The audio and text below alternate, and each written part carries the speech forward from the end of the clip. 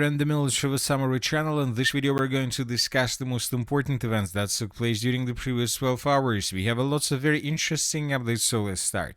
And first we're going to talk about the conflict on the territory of Ukraine, where the Russian ceasefire continues. Today is the 10th of May of 2026, which means that there are a bit more than 24 hours left before the end of this ceasefire. And of course the most important question that many people has right now, whether the Russians and the Ukrainians, and of course with the help of the United States of America, will continue this ceasefire, or this ceasefire will end within the next 24 hours and both the Russians and the Ukrainians will begin bombing and attacking each other with hundreds of missiles and with hundreds of drones and dozens of missiles, and whether the Russians and the Ukrainians will continue their offensive operations along the line of combat contact. As for the Kremlin, as for the Russian side, we see that it seems that there are very small chances that the conflict could be ended even tomorrow during the 11th of May of 2026. At least we can make this conclusion based on the statements that were made by the president of the Russian Federation. And for example, the Russians stated that they are waiting for the president of Ukraine, Zelensky, in Kiev. There was no specific message from Zelensky. I heard against that Zelensky is ready to hold a personal meeting. We have never turned that down. Anyone who wants to meet can come to Moscow. We could meet in a third country, but only after final agreements have been reached for the long term. So as you can see, the Russians, more precisely the president of Russia, Putin, and the president of Ukraine, Zelensky, can have a meeting in two cases. The first one, Zelensky can come anytime to Moscow and he can meet with Putin anytime he wants, probably. And the second option is to meet on the territory of a third country, as for the third country, Putin and Zelensky can meet, but only to finalize everything.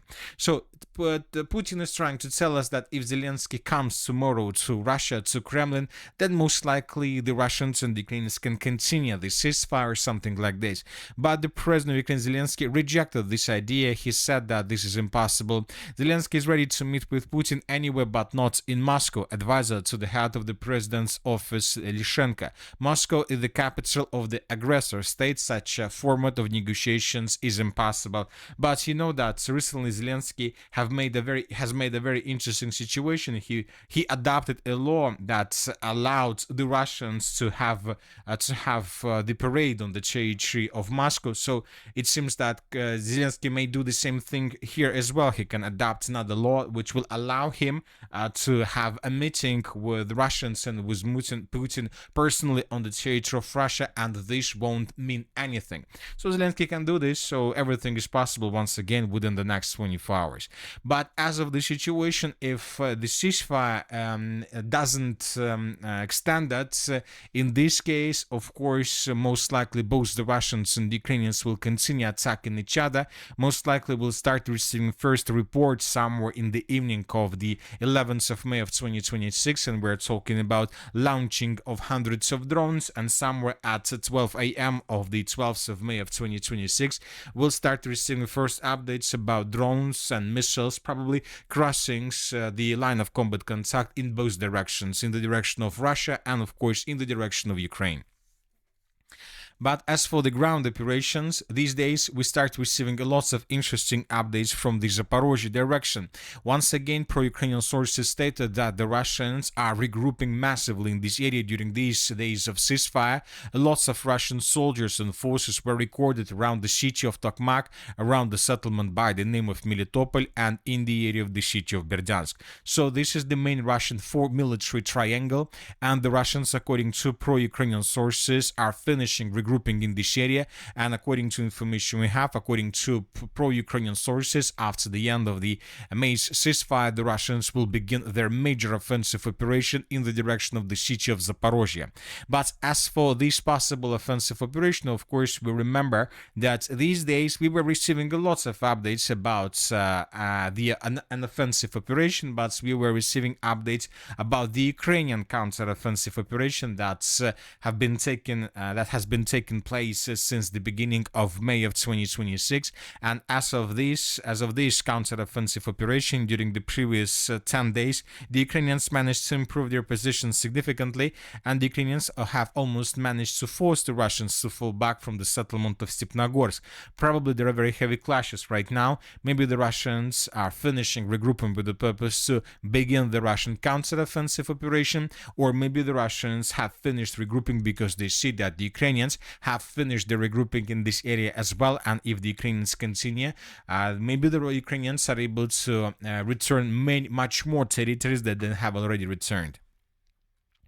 Another important situation, we understand that the 9th of May, 10th of May, and 11th of May are pretty calm days. We see that both the Russians and the Ukrainians are trying to follow the ceasefire that was announced by the President of the United States of America. So that is why we don't have a lots of updates when talking about the situation on the ground and so on. But we have some interesting updates that worth attention.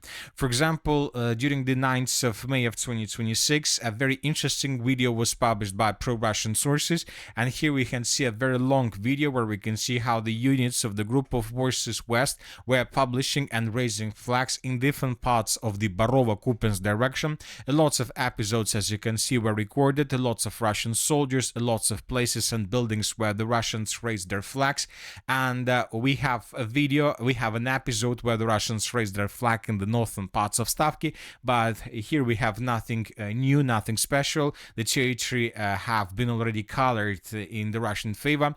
We have a video from an episode from the central part of Yarovo, which is a also very interesting situation. We have a video, an episode from the area of the settlement of Karpovka, but when talking about these flags, we see we have no changes.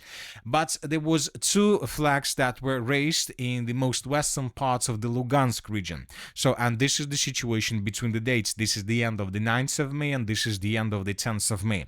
If you remember, several weeks or even months ago, the chief of the general staff of the armed force of the Russian Federation, Valery Gerasimov, stated that the Russians finished the battle for the Lugansk region and that the Lugansk region was completely taken by Russians. And if you remember, based on that report that was made by the chief of the general staff, we adjusted the map and we added both yellow and red color over the western part of Lugansk region, because of course the report was made by the official Russian source, by the Minister of Defense and by the Chief of General Staff, but we know that the clashes for these western parts of Lugansk region has been taking place almost since the beginning of the special military operation. So that is why we decided to wait a bit more and to wait for videos and geolocations that could confirm this information. And this video was published yesterday, as we discussed, and based on this video we have adjusted the map, the most western parts of the Lugansk region. As of the end of the 10th of May of 2026, we may say that indeed most likely the Russians, as a result of clashes, as a result of the conflict with Ukraine, managed to establish probably still almost complete control over the Lugansk region, probably 99.99%, but obviously the Russians most likely are about to establish full, maybe have already done this. Anyway, we have adjusted the map based on these videos, and we see that the Russians continue their offensive operation in the Barovo direction. Another important video is coming from the settlement of Prishep, and these are the changes on the ground. If you remember, before the beginning of May's holidays, we received lots of updates from the area of the settlement of Prishep and Katerinovka.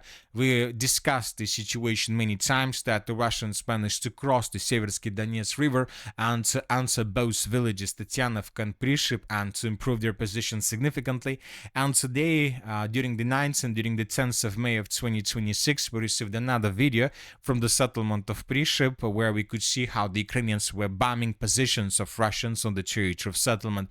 So we received the third or the fourth proof that the Russians indeed have more or less strong control over the territory on the Ukrainian side of the river to the north of the city of Slaviansk. And this foothold obviously opens the Russians the way to attack the Slavians from behind, and which is very, very bad for the Ukrainians, and something that the Ukrainians obviously obviously didn't expect and don't want to be developed further.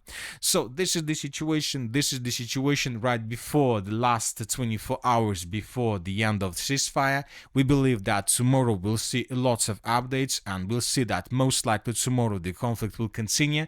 And despite the request from the Russian side that the Russians are ready for negotiations with both the Ukrainians and the Europeans, we received the report that the Germans rejected the proposal that was made by Russians.